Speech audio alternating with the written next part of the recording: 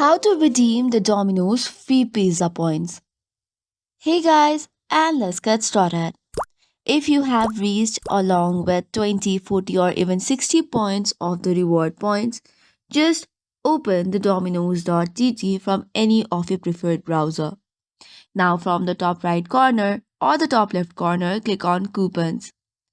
Once you tap on it, you will land to another page from where you can see different kinds of coupon codes and reward points. Now, what you have to do is choose the reward point or the coupon code that you want to redeem. Then you just have to click on the redeem button in your app or the online dashboard to add a free reward item based on the points being redeemed to your card.